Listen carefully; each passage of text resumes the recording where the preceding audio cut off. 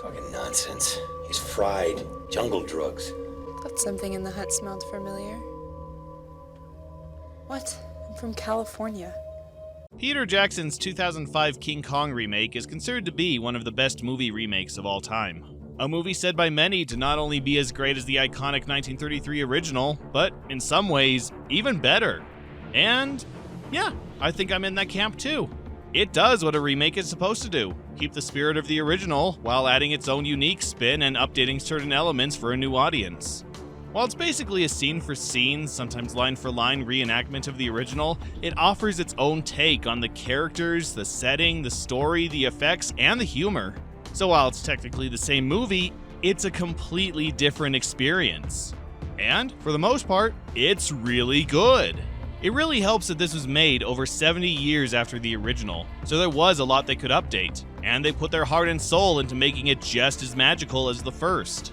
I like these characters, I like the actors playing these characters, I like the 1930s aesthetics, I like the cinematography, and I like most of the humor, especially when it homages the original movie, while poking fun at the over-romanticized writing of the time. And, unlike many other remakes I can think of, most of the changes and edits work. Like how they changed the arguably racist indigenous tribe that worships Kong to somewhat of a cult, where the sparse and malnourished people offer sacrifices to their monkey overlord for nothing in return, other than to remain living their shells of a life. That's very interesting, and conceivably a more realistic depiction of a people forced to share the same island with giant monsters, kind of like a movie version of Primal Rage. And in my opinion, the CG and effects still hold up to this day. This is some of the best looking, most convincingly modeled creature work ever put in a movie. When these unnatural giants are on screen, you feel like they're there. Every step taken, every punch thrown, every confrontation between both human and beast versus beast leaves an impact. Just the size and scope given to everything on screen leaves you in awe. You'd have to really dig to find another monster movie that matches how brutal these fights feel, and how well the computer-generated creatures match up with the real-life footage. The only major complaint I have about the newer version is the relationship between King Kong and our lead heroine. In the original, it was, well, a one-sided animalistic fascination. King Kong was attracted to Anne in the same way an animal would be attracted to something shiny. He loved her solely for her beauty, because that's all his mind could comprehend, and he had to possess her the same way a collector would a mint 1959 Barbie doll. Here, they try to make it an actual attraction, with deep feelings between Kong and Anne, and it just doesn't work. That's not to say the romance in the 1933 version wasn't cartoonish, but how they try to push a true love story between Naomi Watts and a 50-foot tall gorilla just gets embarrassing. They go ice skating for the love of everything. Zeus and Roxanne was a more believable love story, and somehow a more compatible one. But besides that detail, and some cringeworthy jokes and dialogue, the 2005 King Kong still stands as one of the best remakes and one of the best monster movies ever made. It's definitely something to check out if you haven't already. Is it perfect? No, but it is a creature feature worth going ape over. And hey, the video game tie-in is pretty good too. So with the hype building up to the movie and the eventual critical and commercial success, it made sense that the Asylum would choose it as the basis for their next Mockbuster, released about 6 months after their first venture and the day before the real thing hit theaters, as would become their custom. And seeing as how I had almost nothing but praise to give their War of the Worlds movie, which, like the King Kong remake, was just as good if not better than any other screen adaptation, does King of the Lost World also stand out as an overlooked classic and contender for Best King Kong Movie? No, that's a hard no. Let's take a journey through this jungle, and I'll explain why. When a passenger plane breaks in half and crashes into a mysterious jungle, a group of survivors volunteer to venture deep into the tropical forest to find the front half of the plane, and the radio that will hopefully call for help. Along the way, they discover that the area is populated by giant creatures, which makes short work of some of the group, and that theirs is not the only plane to have mysteriously crashed into this lost world. But oversized monsters may be the least of their problems, as a mysterious force stalks them on their travels, while whispers of a giant among giants fill the air. Will the survivors make it to the plane and safely escape this island? Will we regret the wait when the promised monkey man finally shows up? Once again, this is a movie that sounds far more exciting than it actually is, though it does a good job of not immediately letting on how much of a chore it'll be to get through. You see the beginning, where there's somewhat of a convincing plane wreckage, people panicking and or trying to help the injured and get their bearings, and a legitimate mystery as to where they are and what made their plane crash, and you ask yourself, hey, how bad can this be? But then the group is formed, they go searching for the rest of the plane, and yep, this is the rest of the movie. A bunch of interchangeable living props walking around, occasionally saying things, and getting picked off one by the beasts of the surrounding jungle. It's the laziest and most basic of slasher plotlines, except they forgot to write in the slasher. In fact, it's almost exactly like Shapeshifter, which hadn't even been out for 3 weeks by this point. They go somewhere, they whine, someone gets killed, they move on. They go somewhere, they whine, someone gets killed, they move on. Lather, rinse, repeat, and there's your first half of the movie. Okay, it's not as monotonous as that movie, there is variety in the monster and kills, but still, nothing happens. Nothing's developed, nothing's revealed, and we have no idea where anyone is or how close they are to getting anywhere. I already went over why this plot structure doesn't work in Shapeshifter, and it holds just as true here. There's probably already a name for this type of movie, but I like to refer to them as moving right along movies. Not road trip movies, that would indicate their stops actually add something to the experience. No, these are movies that are just as anxious to get to the ending as the audience is. So we'll just get things happening. Go here, a thing! Go there, a thing! 90 to 100% of the stops along the way are just things! Do they add to the plot? Nope. Do they leave any impact on our characters? Nope. Do they at least give us a visual spectacle that leaves us reeling and trying to take in what we saw? That's a definite nope. This movie has no interest in creating interest, so why should we, the audience, show interest? Bottom line, if you can play moving right along from the Muppet movie over this footage and get the exact same experience with no sacrifice to the movie's tone and progression, well, then you've proven your monster movie for adults has the same level of maturity as a 3-minute gag from a feature-length puppet show. Oh, I'm not going to demonstrate, I want to keep this video up. Go ahead and mute the volume and play that song over this video. You'll be surprised how much of an appreciation you'll gain for singing felt and ping pong balls. Oh, but if the first half wasn't already boring, the second half is where things really start to drag. The remaining group is captured by the high school reenactment of Lord of the Flies, the indigenous people of the island, who then take a very long time prepping them to sacrifice to their god. The next 20 minutes, in fact. Yeah, at least the first half had monsters and planes. This next bit is just a challenge and patience. We learn nothing, we gain nothing, and the acting quality on display can serve as a substitute for NyQuil. That's really all that can be said.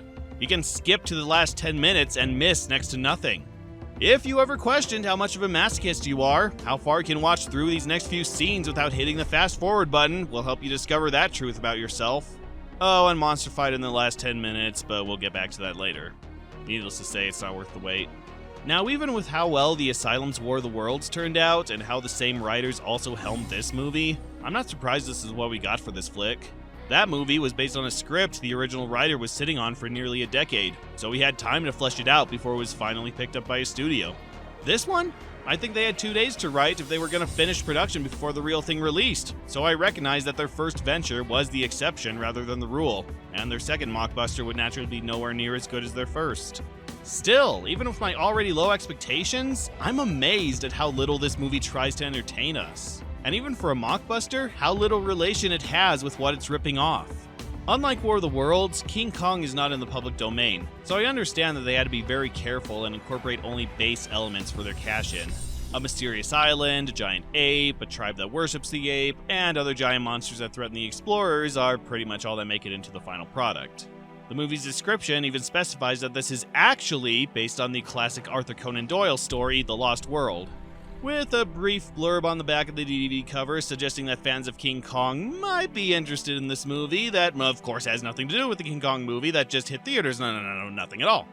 But if someone could find reason to get Sue happy, it would probably be J.J. Abrams. Because, while this movie does enough to avoid falling into the black hole of King Kong litigation, the story does come dangerously close to aping Lost. You know, that insanely popular drama series that also happens to have plane wreck survivors trapped on a supernatural island looking for the other half of their plane on a radio call home, where a secretive indigenous tribe abducts the passengers from this and the other planes that have mysteriously also crashed on the island, where a giant black monster also rules the roost, and where both just so happen to have doctors as their lead characters. This movie even incorporates a buried nuclear bomb plot. Years before that show introduced its own. I'm guessing the movie was just obscure enough, or hid behind its King Kong knockoff title just were enough, or tiptoed around the most obvious elements just enough to avoid any legal action being brought forth. But it is suspicious how much this alleged monster movie has in common with one of the most watched TV shows of the time, to the point I almost abandoned talking about the King Kong movie and just gave my thoughts on Lost. But no, the movie chose King Kong to be its cash-in, and it is just similar enough to that movie to be recognizably inspired by it, especially since both feature an ape and people fighting giant bugs, so I went with the original intro. Though if this movie was released about a decade later, it could have easily passed for a mockbuster of the other King Kong remake. You know, the one that everyone's already forgotten about. Studios understand that in order to create hype for their movies, they need to create hype for their movies, right? The characters don't help to make this movie any more fun to watch. We have our usual stable of Asylum actors, and on the whole, the acting from this group is underplayed, at best. Nobody seems to care that they're there. Nobody has any reaction to this island allegedly plagued by giant creatures that want nothing more than to suck the marrow from their bones. Even while one of these creatures is currently sucking the marrow from their bones. The beginning of the movie, where they just crashed and everyone's panicking, is as good as any reaction or emotion gets. That's not exactly high praise, but it's better than the autopilot everyone is on later. Just look at this scene. The man this woman loves is being led away to be sacrificed, and the best the actress can muster is a look of, oh darn, they're gonna kill the guy I kinda care about. That sucks, I guess. She rolls her eyes! I swear she actually rolls her eyes! That's how little she cares about her situation! Of course, as usual, I don't put the blame solely on the actors, especially the ones who have given passable performances in the past. To give character would require the actors to get character, which the script is almost completely absent of. You can't milk a cow when there's no cow. With the exception of some very specific quirks some characters are assigned, everyone is interchangeable. Somebody could have accidentally read someone else's lines, and you'd never be able to tell. Once again, everyone's on board the meat train, though it is less obvious who will make it to the end, so at least there's some mystery. Who will survive this journey through the savage land? Will it be Blandy McNo-Name, Forgettable Fraidy Face, or Macho T Yawn-Getter? Place your bets now! And then forget who you even bet on by the end of the flick. Even when characters are given arcs and attributes, the movie eventually forgets that it did. One character is set up to be this tough-as-nails journalist looking for a scoop that'll finally get her out of the travel section, and she's obsessed with and possessive of her camera, kind of like how Carl Denham was in the actual movie. It's shown maybe twice, the flash is used to repel some giant arachnids, then it's lost and it's never brought up again. And early on, she's bitten by a spider, gets worse as they go, and eventually passes out. So now you think that there's a ticking clock introduced, that they have to find a cure in a short amount of time, or even that the movie's gonna go Horrors of Spider Island and turn her into some spider mutant that they have to take down. But nope, they throw some dirt and worms on the bite, and she's walking by the next scene. Deadpool doesn't regenerate that quickly.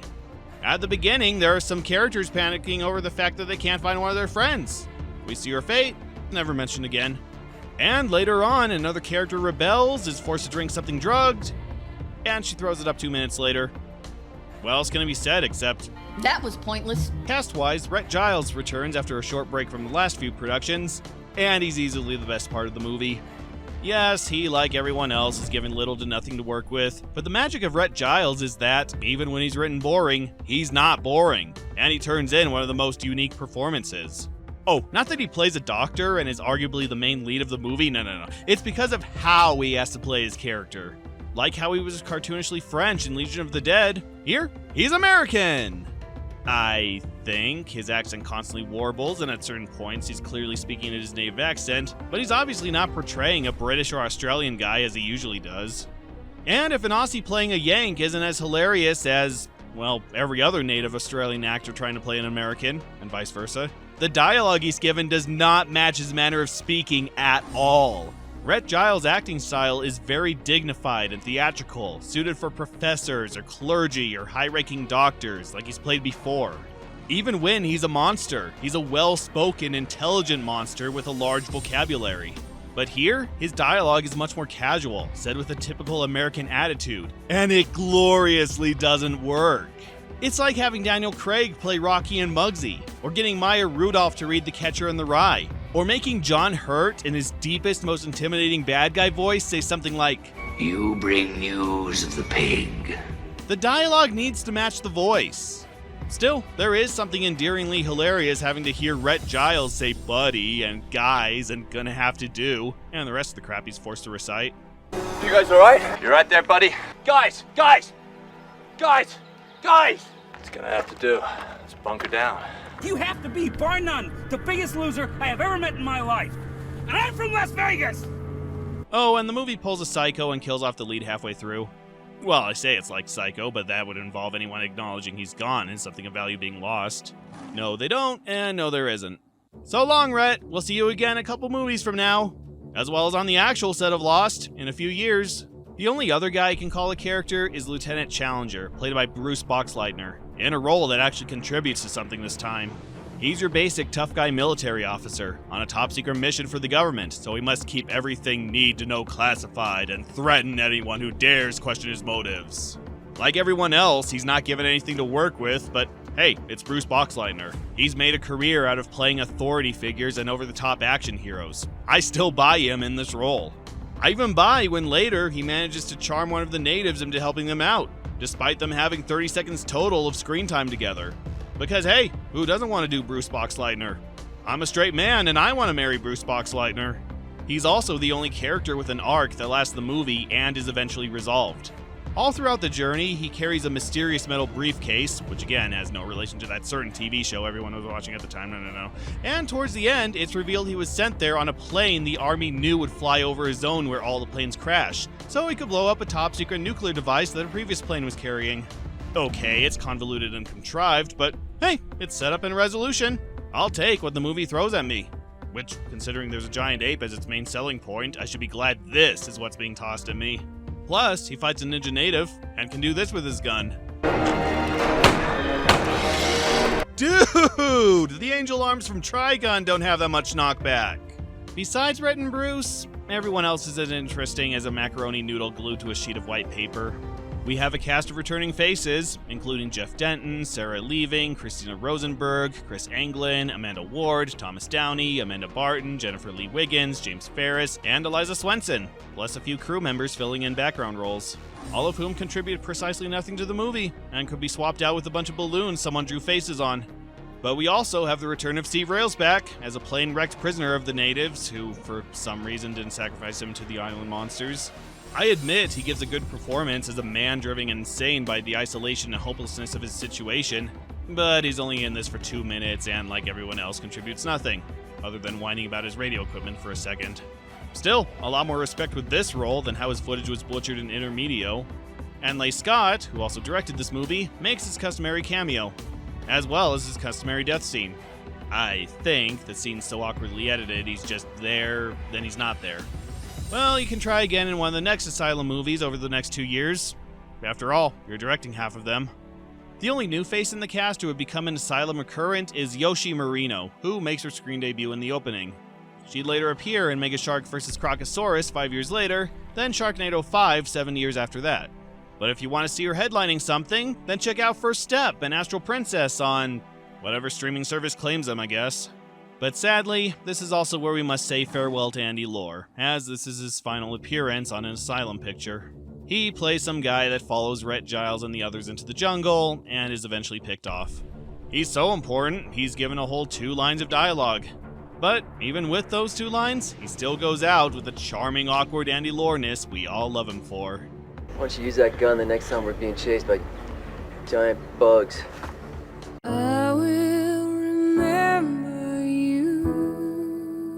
I have to admit that the filming isn't bad. Outdoor scenes seem to be the hardest to pull off for lower budget movies, and seeing as how almost 90% of the movie takes place completely in the open, it could have looked as messy as Death Valley, or even The Surge. But for the most part, the camera is kept still, with minimal jittering. And when it has to move, it's incredibly smooth, like they actually went to the effort of setting up a camera track for some shots. There are a few places that get choppy and hard to follow, and sometimes we do get some awkwardly framed shots and close-ups, but for a good chunk of the movie, it's camera work I'm not used to seeing from this studio. We even get some far shots, which look great and provide what far shots are meant to do: give perspective. So while the camera's not perfect and still gives an air of low-budget filmmaking, it is good to know that Leigh Scott and/or the assistant directors know how to shoot an outdoor scene. I was even fooled by the filming locations. It looks like they're filming on a tropical island. So much so, I actually had to check to see if they went to the effort of filming in the same location as Lost. No, they didn't. Apparently, it was filmed mostly in the Pukake Botanical Gardens in Southern California, where they shot one more movie the following year. Gotta give some praise to the gardeners for their work, and the location scout for knowing this place existed. Sadly, it's no longer available for visit, as it closed in 2006. This movie probably had nothing to do with it, but we can't also rule out that possibility. Even the sound is done mostly with competence. Too often with these movies, the volume levels constantly fluctuate, or the soundtrack or ambiance drown out what the characters are saying, or the audio as a whole is one bar above being completely muted. But here, I didn't catch anything horribly wrong. The levels are consistent, I didn't have to constantly adjust the volume while watching this, and the ambiance matches where they are and what's happening around them. And if there was ADR, it's kept at the same level as the rest of the speech, and it matches the actor's lips. Well, except for one obvious shot where the actress is supposed to be screaming at the top of her lungs, but her mouth isn't even fully open. But hey, it's better than forgetting to include dialogue for entire scenes. Though, I don't know, is it just me, or is it the director talking in some shots and they forgot to dub in the actual actor's voice? Radio there? No, it's been stripped. Move on then. No.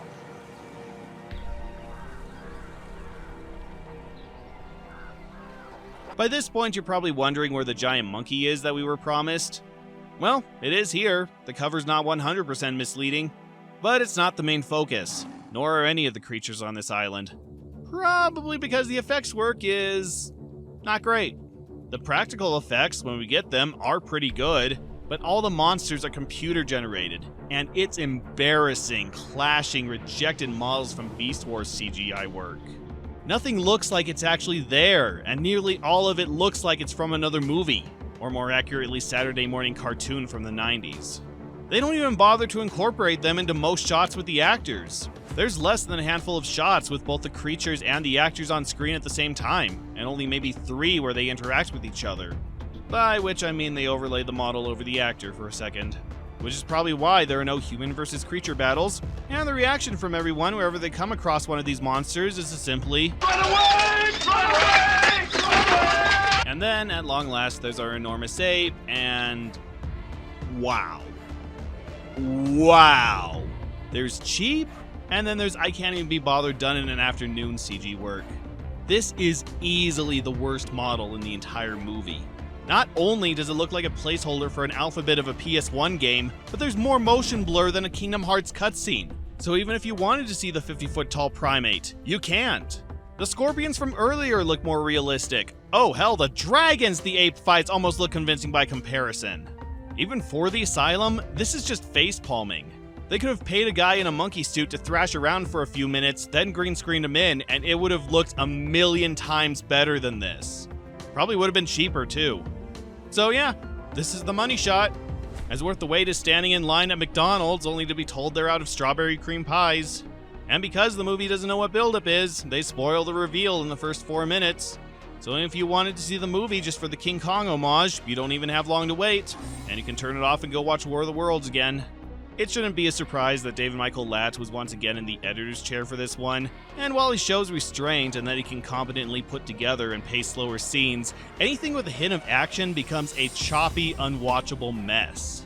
I had the same complaint with his work on War of the Worlds, but at least there we got a good look at the alien war machines from time to time. Here, he gives each monster scene 2 seconds or less to shine, then he has to cut away to our human characters clearly getting a better look at the battles than the audience is. This is an impressive fight, though. I'm glad I'm facing towards it. Maybe I'm pointing the blame at the wrong guy. Maybe this was indeed all the footage they had to use, like the effects studio charged by the frame, or this was all they could provide in time. But whoever's to blame, it renders this monster movie pretty much without monsters. You know there's trouble when the King Kong porn parody from 1984 boasts better effects than the 2005 fantasy adventure movie.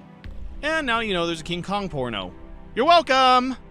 And the movie ends with them blowing up the monkey. There, I just saved you 85 minutes. You may celebrate by watching the first half of Peter Jackson's King Kong, minus whatever time you wasted watching this video. Again, you're welcome! If you haven't guessed yet, this movie isn't very good. It's slow, it's boring, characters have little to no backstory, we're never given an explanation for this island, the creatures, or the tribe of people, there are no twists to speak of, and there's a severe lack of monkey in your monkey movie. It's just people walking, saying nothing of value, before they sit around in a cave for nearly the rest of the runtime. I can get the same effect from watching one of the billion Minecraft Let's Plays on YouTube, and I don't have to pay money for most of those. The movie doesn't even feel finished, like they originally had more written, but they ran out of time so they had to condense certain plot lines or drop them entirely to make their release date. Which, considering they probably had to clear their queue of their previous projects before deciding which mega blockbuster would be the best to cash in on next, this does feel more rushed than usual. This movie's just not worth your time to sit through. It's not the worst, but it is the standard Asylum level bad we've already come to expect from this studio. Do yourself a favor and spend that money you were going to use for this DVD on a bunch of bananas. They're better for you, and you'll get a whole lot more out of them. Even if you decide to watch this movie free on a streaming service, you should know that there is nothing here worth going apeshit over. Well, welcome to the new face of the Asylum. They've changed their focus, upped their effects budget, but that doesn't mean quality has come along for the ride. It's going to be just as rare to find a good or even entertaining movie as it was during their last few phases. So when we find one, I hope you hold on to it and remember what quality is between flicks. Still, at least they took a break from their back-to-back horror movies with this project. So let's continue our look through the Asylum with another string of horror movies. Poop.